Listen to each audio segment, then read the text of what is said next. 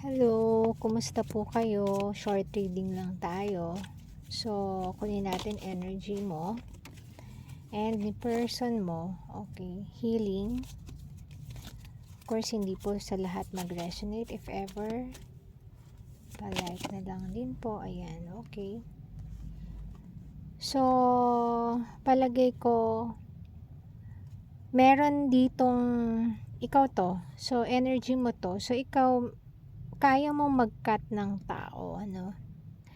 Pero kahit na maaaring wala kang nararamdaman totally or maaari naman na may nararamdaman ka pero ang alam mo hindi talaga kayo pwede. Hindi talaga kayo pwede nung na in person na to, ayan.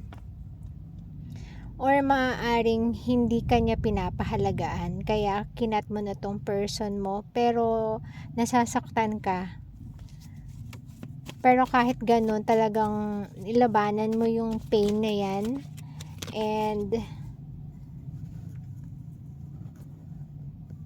talagang hininto mo na, no? So, nahihirapan ka, hindi mo matanggap yung sitwasyon nyo. Either, parang yung, naalala ko yung napanood ko kagabi, yung yung sa MMK, yung meron siyang sakit, and then, mahal naman siya nung guy, kaya lang, pinush-push niya yung partner niya kasi ayaw niyang mahirapan, no? Mahirapan. So, parang, feeling ko parang ganito yun. So, maaaring iba parang medyo hopeless yung case niya and ayaw niyang tumagal pa yung parang aasa pa yung person niya sa kanya na hindi niya maibibigay. Ayun, applicable din to tingin ko.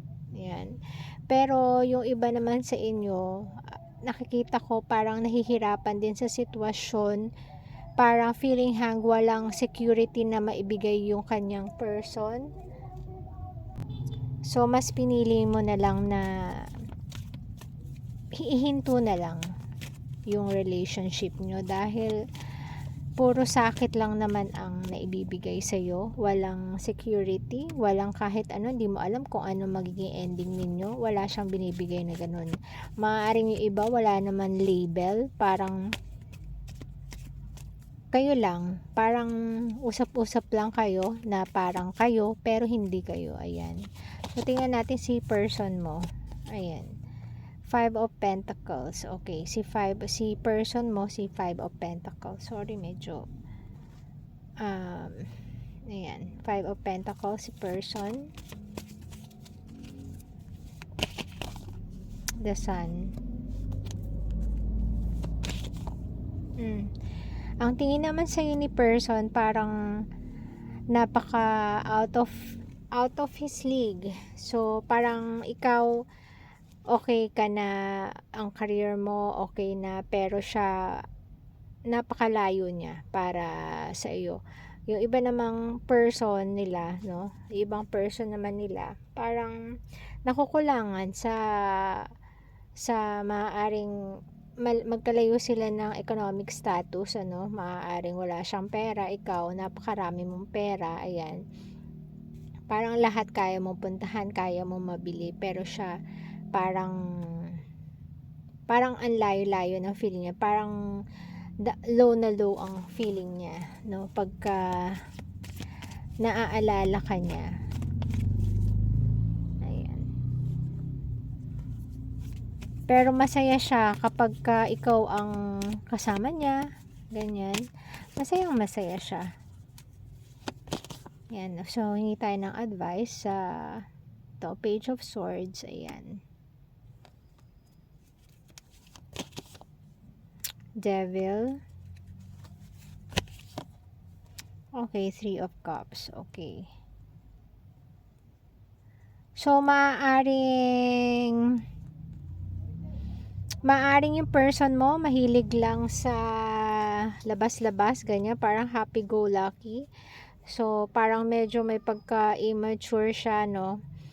Ito kaya rin pinili mo siyang ihinto na kasi parang walang mangyayari. Ano, parang Magaling lang siya magaling lang siya magpakita ng pagmamahal, pero walang gawa, walang action, ayan. So, etong si person mo na kinat mo sa buhay mo, ayan, nagpapakasaya-saya, no? Pero pa-stalk-stalk siya sa iyong social media, pero alam niyang wala siyang kayang gawin sa ngayon, no?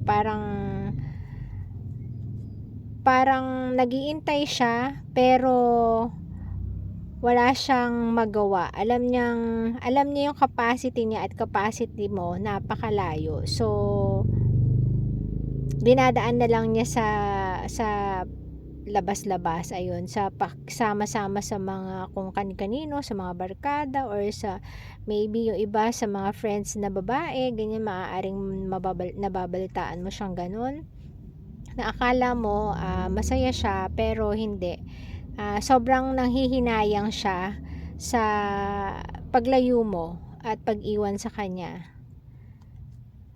So, yung iba naman maaaring merong mga gustong pumasok na ganitong tao sa kanila, pero hindi nyo gusto. So, ayan, nag-i-stalk pa rin sila, no? Naghihintay pa rin ng pagkakataon na mapansin mo, ayan. Pero mukhang hindi naman, nakikita mong parang hindi namang seryoso yung mga etong person na to, no? Kaya hindi mo na lang siya papansinin, ayan. So, ayun po, yun muna po ang reading para sa reading na to. So, napakatatag mo, no, para talagang yung focus mo hindi niya mabali. Kahit na dinadaan ka niya sa yung pinapa-fall ka niya, pero hindi ka nahuhulog talaga sa kanya dahil sa mga pinapakita niya. Yan. So, yun, napakalakas mong tao. So, ayun po muna, hanggang sa susunod na reading po, and thank you and God bless po.